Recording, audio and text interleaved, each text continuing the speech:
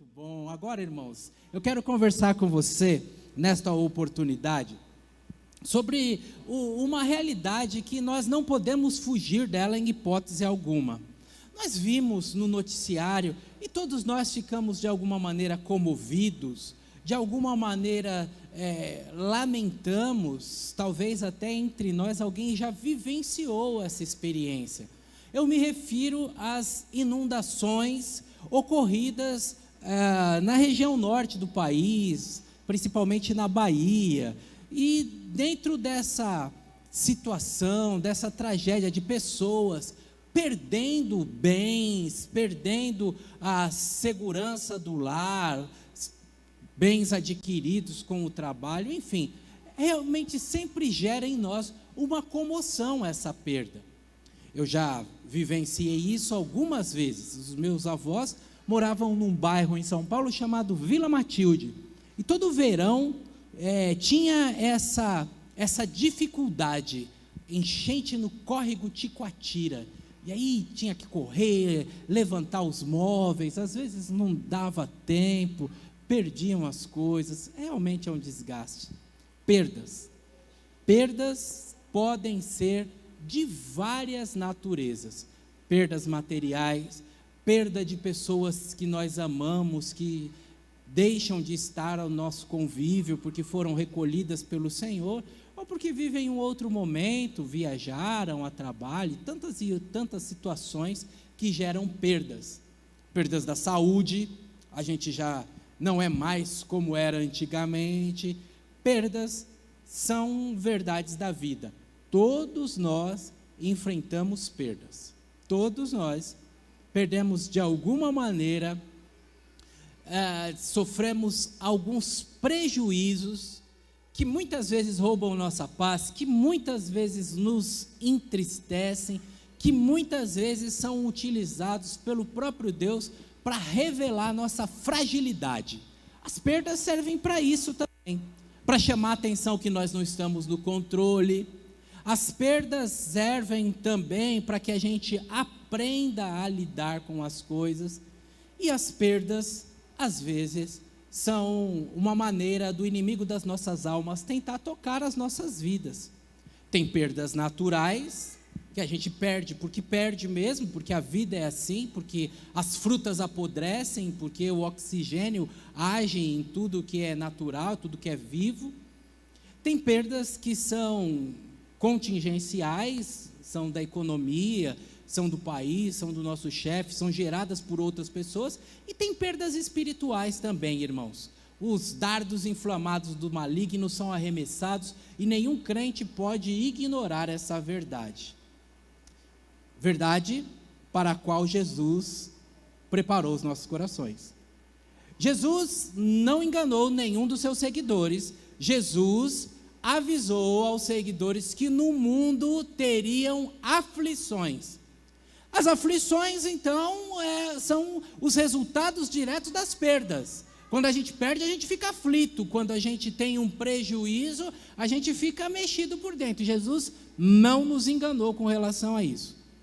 Jesus, inclusive, falou que esse ambiente aonde nós vivemos são ambientes de prejuízo e são ambientes que tendem a, de alguma maneira, mexer com os nossos afetos, tem de alguma maneira chacoalhar com as nossas emoções, mas ainda assim, na sua oração, Jesus conversou com o Pai e disse: eu não peço que o Senhor tire eles do mundo. Então veja o que eu estou dizendo para você. Eu estou dizendo para você que este nosso mundo é um mundo de perdas, que todos nós passamos por perdas, que as perdas podem ser de origem natural ou de origem espiritual, e que o próprio Jesus já nos deixou advertido que nós teríamos perdas. O apóstolo Paulo, inclusive, aquele que vivenciou os ensinos de Jesus e nos ajudou a entender melhor nas páginas da Bíblia Sagrada, ele disse: eu aprendi a conviver com as perdas. Eu sei lidar com as situações da vida, eu sei ter fome, sei ter frio, sei lidar com as situações difíceis que a vida nos traz, e aprendi isso com o Senhor. Assim, no livro de Atos, nós encontramos, inclusive, o apóstolo e seu companheiro ali, cantando em meio a um momento de perda. Mas a noite não é uma noite para te entristecer ou de alguma maneira para plantar no seu coração algo negativo. Pelo contrário, é para que você entenda o outro lado da perda. O outro lado da perda é o lado da presença do Senhor em meio às perdas da vida.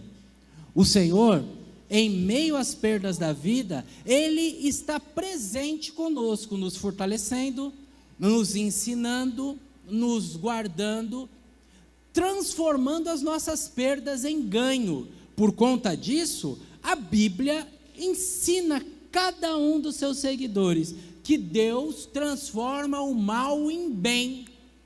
Ou seja, as perdas nas nossas vidas, por mais dolorosas que elas sejam, elas cooperam para o nosso crescimento, para o nosso fortalecimento, para que a gente tenha instrumentos para fazer aquilo que precisamos fazer. As perdas da nossa vida nos ajudam a lidar com os nossos filhos, a ser instrumento de Deus na vida de outras pessoas que, passando pela mesma situação, se estivessem sem Deus, dariam cabo das suas próprias vidas. Mas nós, que já vivenciamos essa situação, podemos ser instrumentos do Senhor para que essas pessoas saiam bem e para que elas sejam vitoriosas, e o principal de tudo, para que conheçam ao Senhor. As perdas, muitas vezes, são caminho para que a gente tenha um contato com Deus, tenha uma experiência com Deus, aqueça a nossa fé, vivifique a nossa alma, e Deus deixe de ser uma teoria, e passe a ser uma pessoa com a qual a gente fala, para a qual a gente chora, com a qual a gente divide a vida e em quem nós passamos a crescer. Mais do que um tópico de um livro, mais do que um capítulo de um seriado, Deus passa a ser um amigo, que a gente sente a presença em meio às aflições. A presença em Deus em meio à vida é uma realidade, e eu sei que se eu abrisse o microfone aqui, muitos irmãos viriam e diriam sobre momentos difíceis pelos quais passaram, no relacionamento conjugal, com a enfermidade de um filho, momento que passaram do ponto de vista material, do ponto de vista financeiro, do ponto de vista da saúde, momento de um prejuízo que sentiram a doce presença do Senhor, e a paz que excede todo o entendimento. Deus está conosco em meio às perdas, irmãos, não tenha dúvida sobre isso. E Deus tem um presente, um verdadeiro prêmio para os seus.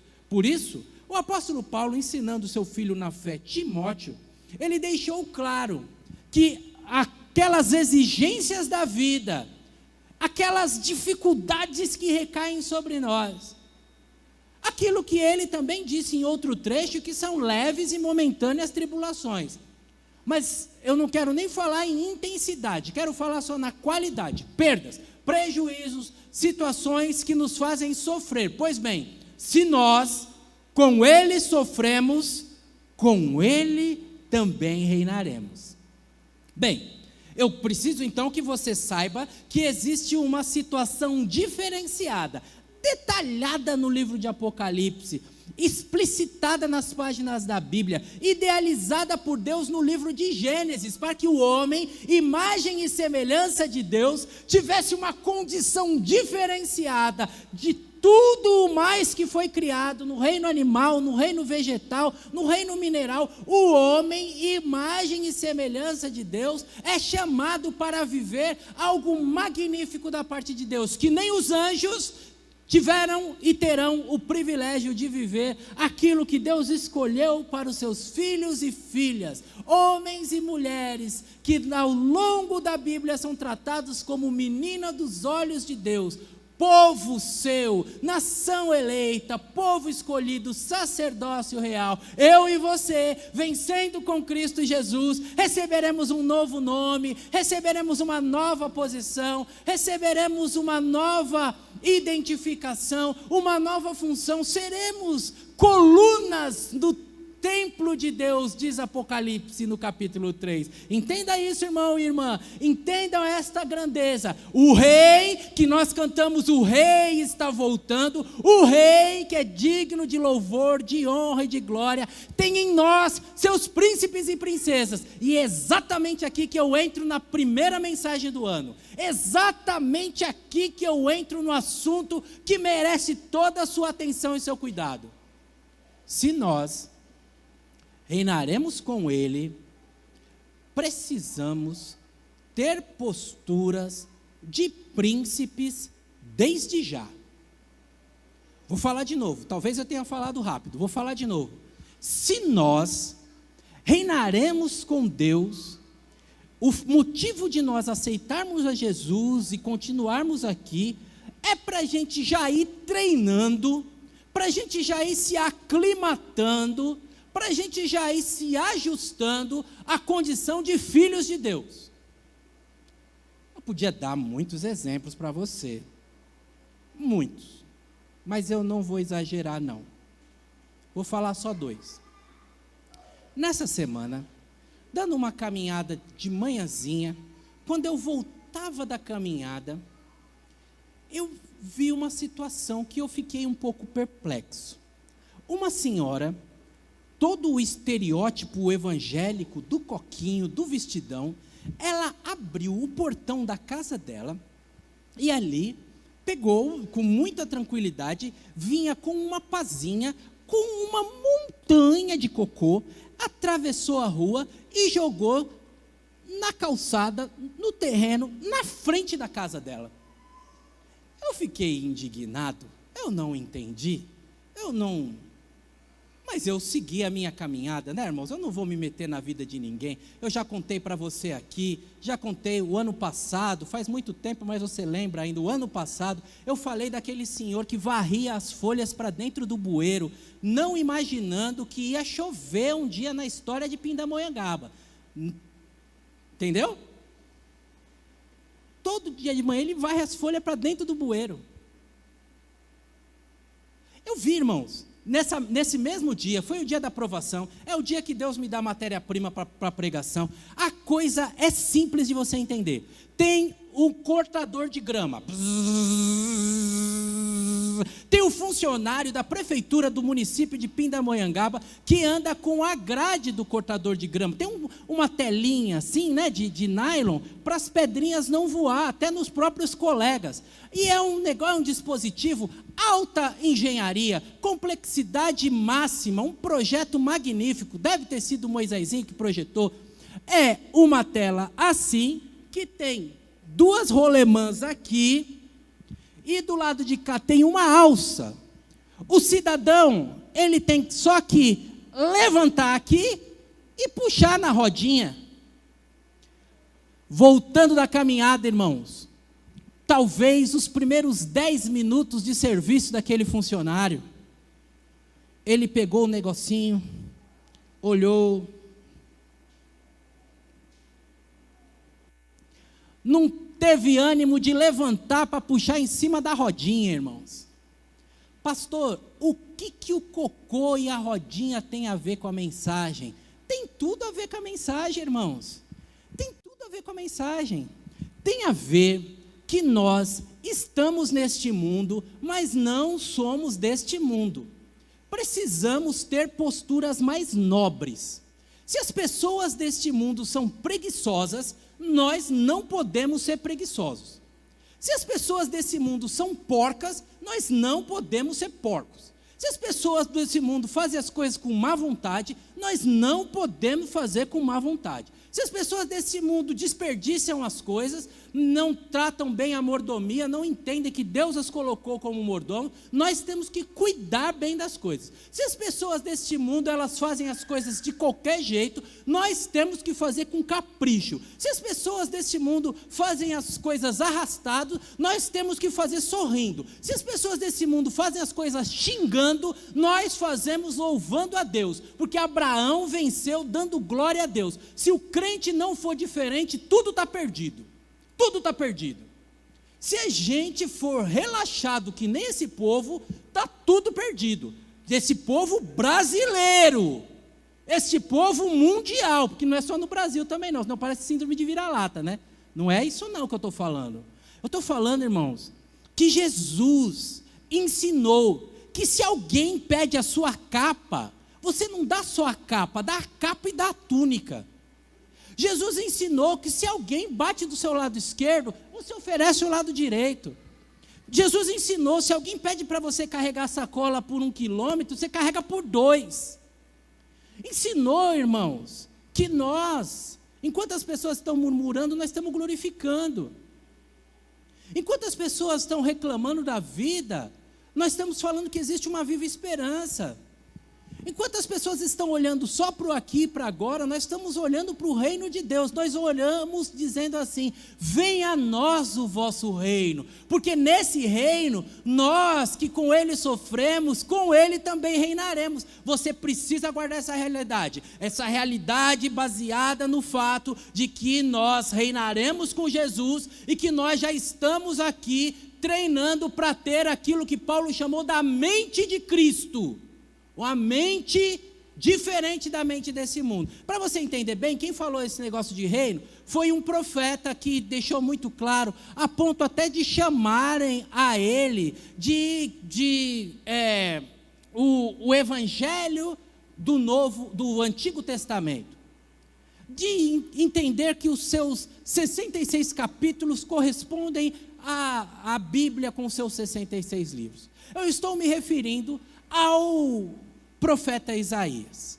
Quero falar com você sobre este anúncio que ele faz, esta realidade, anunciando a chegada do príncipe da paz, anunciando a chegada do maravilhoso Deus forte, anunciando este reino totalmente diferente. Quero fazer com você essa pequena jornada olhando para Isaías capítulo número 32. Abra sua Bíblia comigo para que você entenda bem. O trecho que nós leremos é considerado um trecho messiânico. Diz respeito então ao reino do Messias. Mas a questão é que, em face da posição que Isaías ocupava ali no reino do seu primo, inclusive, ser um profeta do templo, as situações elas vão se mesclando entre a vida, entre o presente e o porvir. A sua Bíblia aberta em Isaías capítulo 32, permite você acompanhar na leitura, fazer os grifos e aprender o que a Bíblia nos ensina. O livro de Isaías, capítulo número 32, no verso 1 diz assim: vejam, aí vem um rei justo, seus príncipes governarão com ele em retidão, cada um será como abrigo contra o vento e refúgio contra a tempestade, como um riacho no meio do deserto, e como algo que a gente possa comparar à sombra de uma grande pedra no meio de uma terra seca. Então, todos aqueles que têm olhos verão a verdade, todos que têm ouvido ouvirão. Até aqueles que ficam nervosos de uma maneira muito rápida, se irão apressadamente, terão senso e entendimento. E os que gaguejam falarão com clareza. Naqueles dias, o tolo não será considerado um herói. As pessoas sem caráter não serão respeitadas, pois os tolos dizem tolices e planejam o mal, praticam perversidade e espalham falsos ensinamentos a respeito do Senhor, negam a comida aos famintos e não dão água àqueles que estão com sede. As artimanhas dessa gente sem caráter são perversas. Eles tramam planos maldosos e mentem para condenar os pobres, mesmo quando a causa dos pobres é justa. Os generosos, porém, planejam fazer aquilo que é generoso e permanecem firmes em sua generosidade. Os generosos, porém, planejam fazer aquilo que é generoso e permanecem firmes em sua generosidade. É possível que tenha entre nós alguém que tenha uma Bíblia na tradução João Ferreira de Almeida. E aí a tradução deste versículo número 8 é muito forte e é muito pertinente para aquilo que nós temos para falar. É possível que na sua Bíblia esteja escrito assim: mas o nobre projeta coisas nobres, e pela sua nobreza ele será preservado. Ah, irmãos, se você tiver que decorar um primeiro versículo para o ano de 2022, decora esse versículo aí. O nobre planeja coisas nobres, e pela sua nobreza ele será preservado. Ah, serve para vendedor, serve para professor, serve para pai, serve para todos nós, serve para crente. O nobre planeja coisas nobres, e pela sua nobreza será preservado. Mas eu não posso parar no último versículo. Você já conhece o meu estilo de vir expondo a Bíblia, passando por todas as partes. E o versículo número 1, ele traz para nós esse chamado em alto e bom tom, essa advertência. Está vindo um rei, está vindo um rei justo, está vindo um rei confiável, está vindo um rei esperado por todas as nações, e os seus príncipes reinarão com ele. Percebeu a conexão do que eu falei no começo para você, da fala do Paulo para o Timóteo, com esse versículo? E os seus príncipes reinarão com ele. Quem são esses príncipes, irmãos? Quem são essas princesas? Eu e você. Mas é preciso me deter um pouquinho mais para falar para você quais são as características desses príncipes e dessas princesas, dessa gente nobre que reinará com o Senhor. Em primeiro lugar, já no versículo número 1, essa gente nobre é filho, é filha de Deus. Ponto. Deus é o rei. Em todas as páginas da Bíblia Sagrada, Deus é o rei soberano da terra, rei dos reis, senhor dos senhores.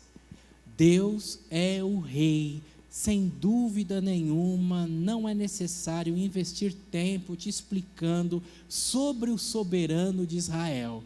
O que precisa ser dito, até para quem nos acompanha pela internet, é que não são todas as pessoas que são filhos de Deus.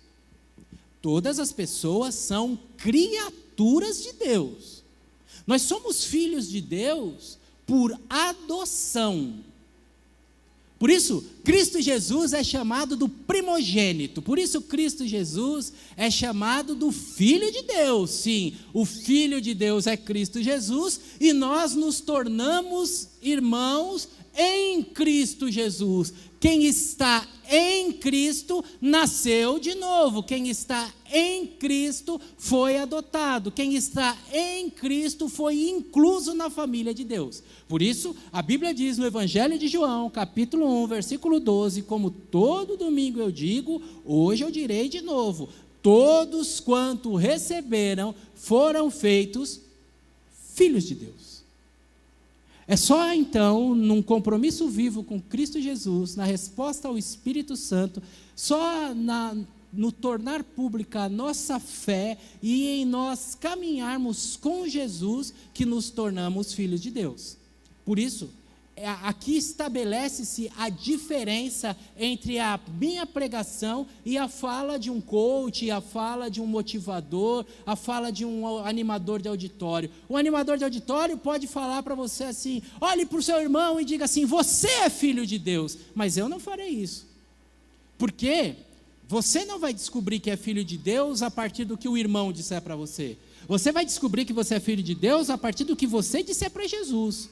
Se você disser para Jesus, reina na minha vida, Jesus, um coração quebrantado não desprezará o Senhor. Você foi recebido, sim, por Cristo Jesus como filho de Deus. Nada mais diferente disso. Não é todo mundo que é príncipe.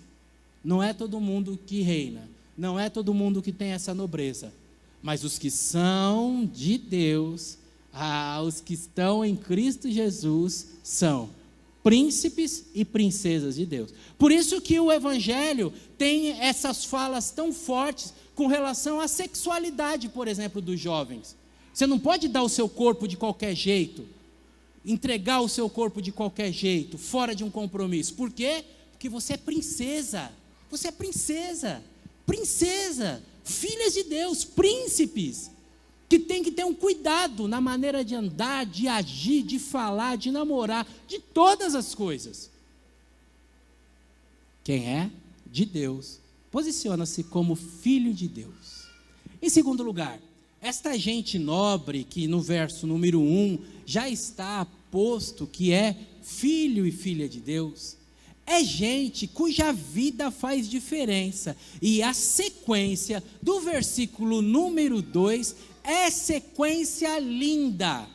Diz respeito à condição que esses príncipes e princesas, eles têm de ser um abrigo contra o vento, de ser um refúgio contra a tempestade, de ser um riacho no meio do deserto, de ser uma sombra no meio de uma terra seca. É paralelismo, ele usa uma figura da poesia que reforça, a linha de cima reforça a linha de baixo, mas o que eu quero que você saiba, para a gente não se aprofundar muito, é basicamente assim, os filhos de Deus fazem a vida das pessoas em volta melhor.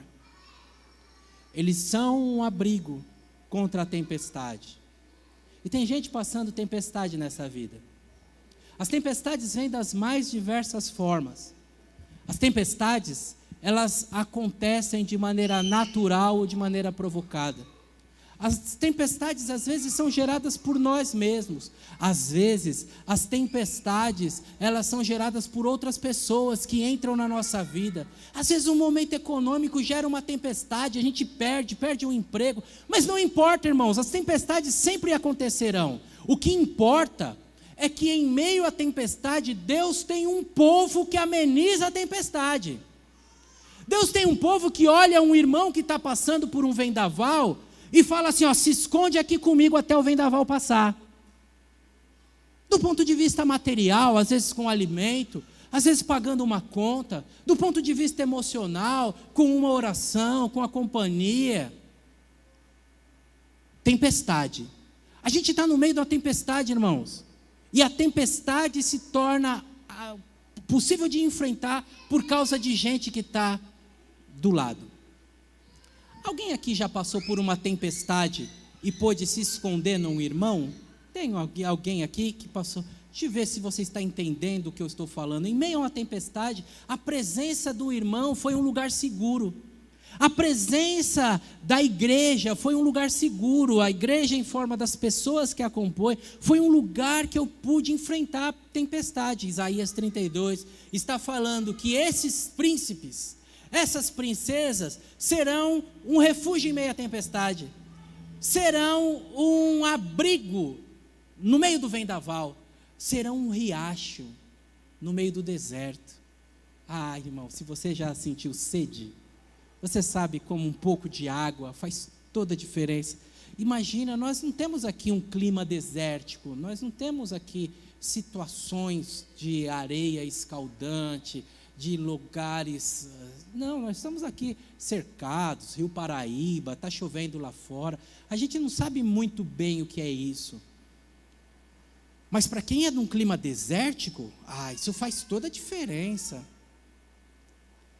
Essa gente é gente que mata a sede, essa gente é gente que torna a vida possível, a vida passível de ser enfrentada. E assim, à medida que eu vou falando para você dessa gente nobre, que são os filhos e filhas de Deus, do que eles fazem até na própria família. Às vezes um filho está passando a necessidade, uma filha, e é o pai que é o ponto de socorro, é aquele riacho, onde ele vai encontrar ali o socorro, vai encontrar a sobrevivência. Essa gente nobre, à medida que eu vou falando, se falta isso na sua vida, é um convite para você pedir, já no meio da mensagem, já começa a conversar com Deus no seu coração. Deus, me ajuda a ser alguém que dá segurança para quem está passando um vendaval, usa a minha vida para matar a sede do sedento. Gente nobre que além de ser refúgio, além de ser riacho, é gente que faz as coisas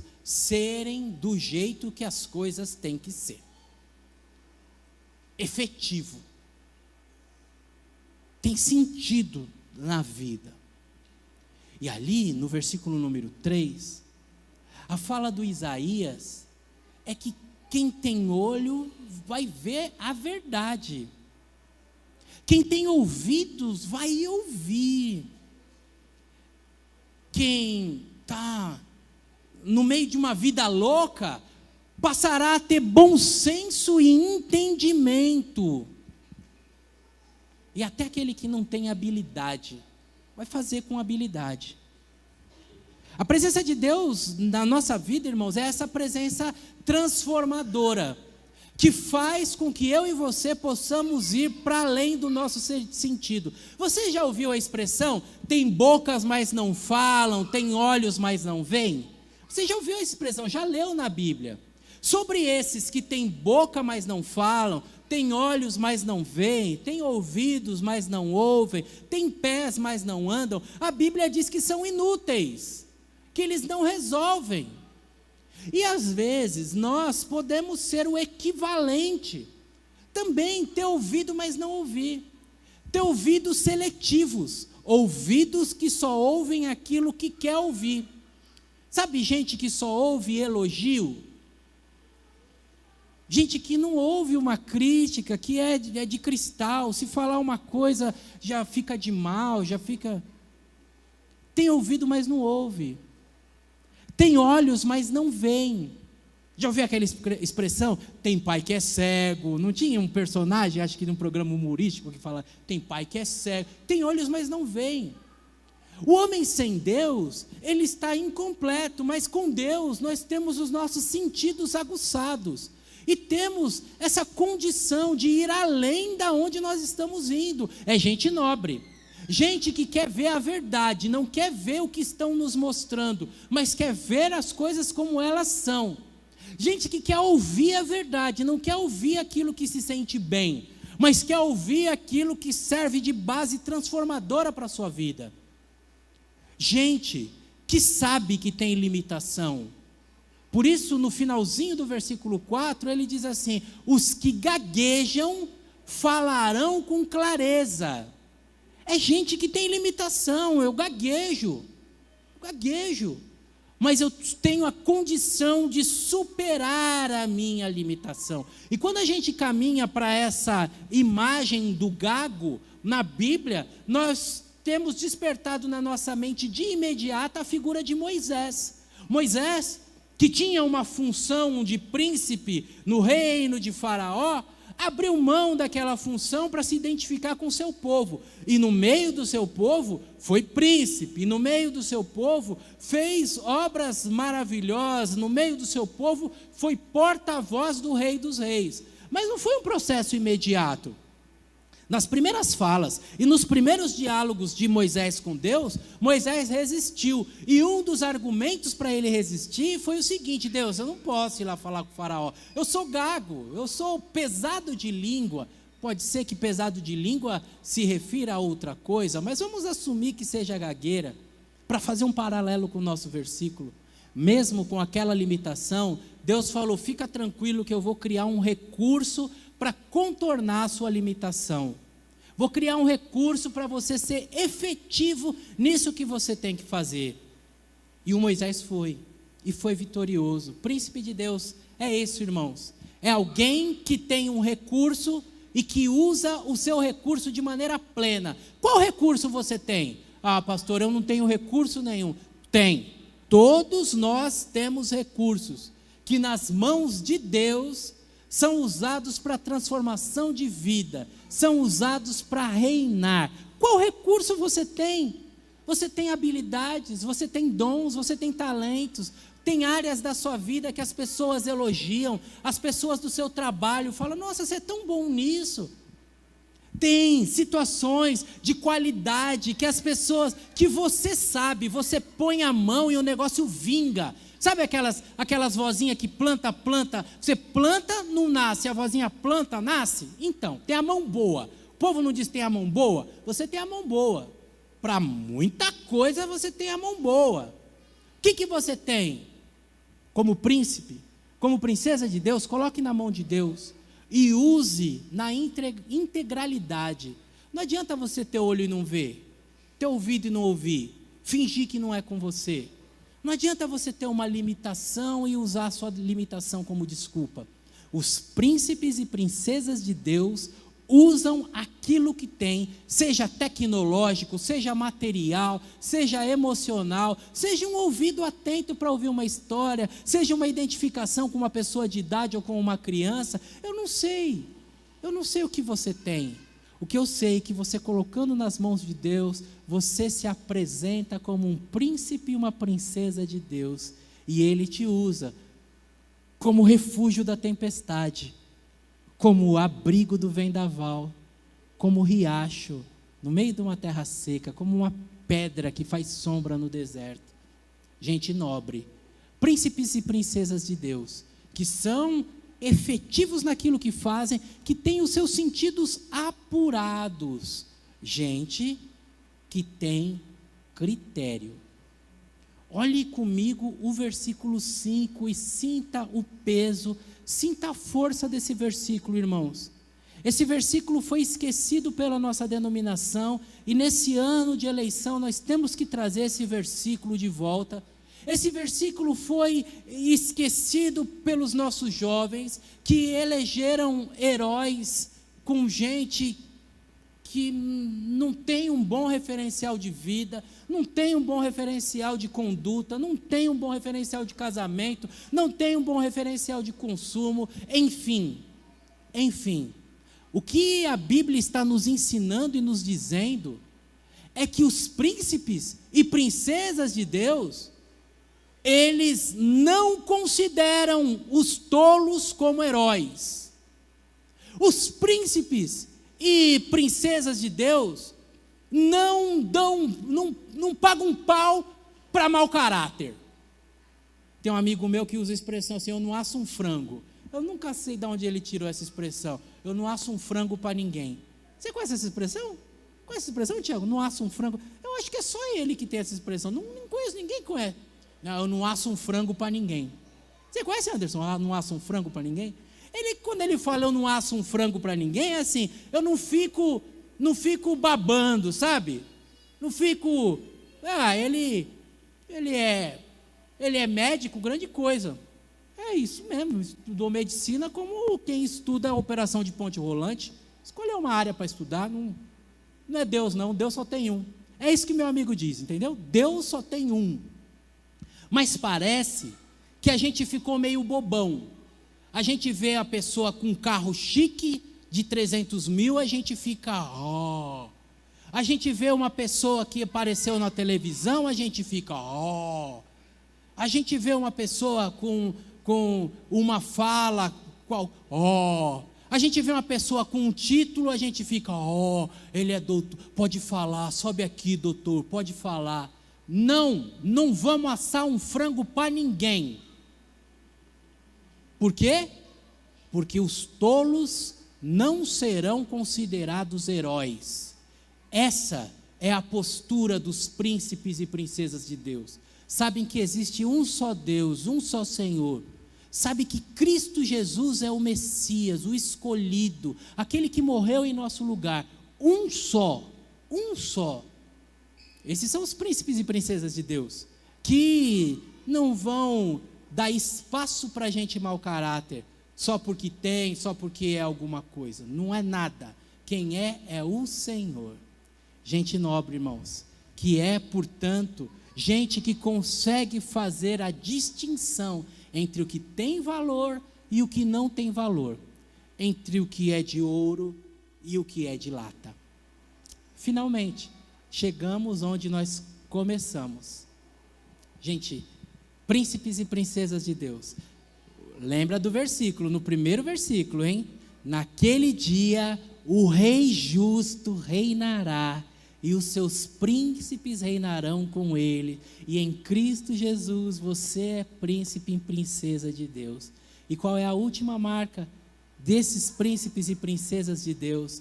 É gente que tem visão, gente que faz projetos, gente que tem sonhos, gente que não se apequena. Irmão e irmã, primeiro dia do ano, o que você sonhou para 2022? Eu deveria ter mandado nos grupos da igreja, pedido para você já trazer o seu sonho escrito num papelzinho, mas não tem problema não, você não precisa escrever aqui, mas pode escrever na sua casa. O que você sonha para a sua família esse ano? O que você quer ver acontecer na sua vida esse ano? Como você quer que Deus te use esse ano? O que você sonha para a sua igreja esse ano? Será, irmãos, que a gente vai ficar só fazendo a manutenção desse negócio? Abre o portão, chega uma hora mais cedo, canta 3 hinos, vem aqui, um neguinho de Guaianás prega, depois todo mundo vai embora para casa, domingo volta de novo. Será que vai ser só isso? O que você sonha para a sua igreja?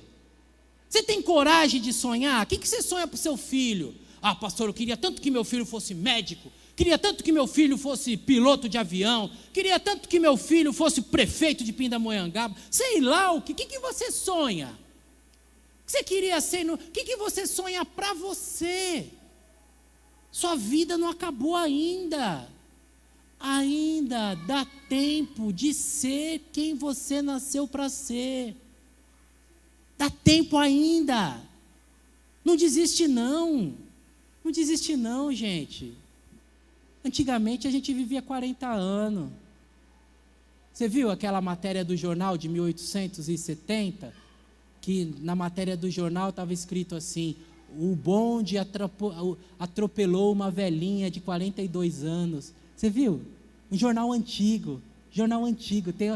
Atropelou a velhinha de 42 anos. Já pensou? Já pensou?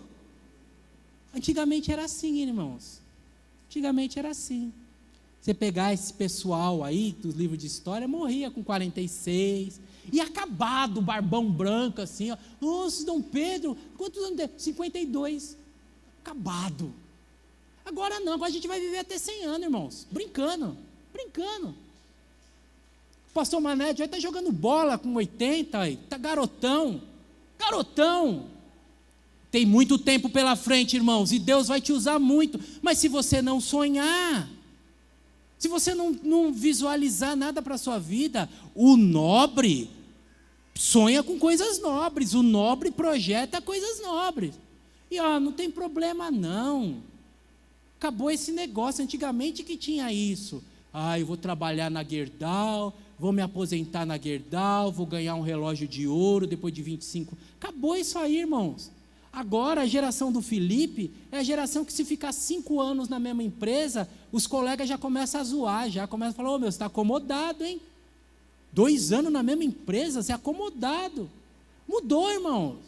Foi o tempo do Chitara, meu tempo que a gente fazia a faculdade, tinha aquele compromisso de acabou, irmãos. Fez uma, agora faz outra. Agora eu vou aprender corte. Olha o Rodrigo Hilbert. Vou aprender a fazer tricô agora, só de raiva. Sabe fazer tricô, Tiago? Está em tempo de você aprender. Os cachecolzinhos para os meus presidentes. Estou brincando aqui, irmãos, com muitas possibilidades não tão nobres. Não que fazer cachecol não seja nobre, mas o que eu quero que você perceba é que nós, o povo de Deus, tem... Na tradução que eu li, o generoso vai se envolver com mais generosidade, e na sua generosidade o Senhor o manterá. Na tradução mais antiga, o nobre se envolve com coisas nobres, e pela sua nobreza será conservado. Com o que você vai se envolver? Você é príncipe de Deus. Eu achei interessante, quando eu cheguei aqui na igreja, às vezes eu conversava com os irmãos sobre o templo novo lá na pista, sobre o terreno. E não é raro eu ouvir irmãos que têm medo. Tem medo. Ai, aquele templo grandão, aquilo é muito para nós. Poxa vida, né, irmãos? Então você não está com coração de príncipe ainda. Não sei para que aquele templo. Muito chique para nós. Não é chique para nós. Não é. Se glorifica a Deus? Não é. Se vai acolher as pessoas da região? Não é. Você não pode, senão você está com um olhar pequeno. Lembra dos espias de Jericó? Foram 12. 10 deles voltaram falando assim: aos olhos do povo da terra nós somos como gafanhoto. Como é que ele sabe como é que o outro está vendo ele? Na verdade, ele é gafanhoto para ele mesmo. Ele é formiga para ele mesmo. Eles estão vendo a gente como se a gente fosse formiga. Você perguntou para eles? Não perguntou, ficou escondido atrás da pedra, só observando. Como é que você sabe que ele acha que você é formiga? É porque você tem mente de formiga, fica se vendo como se fosse formiga. E aí põe a culpa no outro. Ai, para o meu chefe eu sou um nada.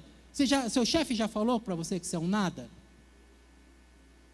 Para o oficial lá do exército eu sou um ninguém. Ele já falou que você é um ninguém? Para o diretor da minha escola eu sou só um professorzinho que está começando. Ele já te falou isso? Então isso tem mais a ver com a sua imagem que você faz de você mesmo, com a sua insegurança. Ai, as mulheres tal que são bonitas, Não, você é princesa, você é príncipe.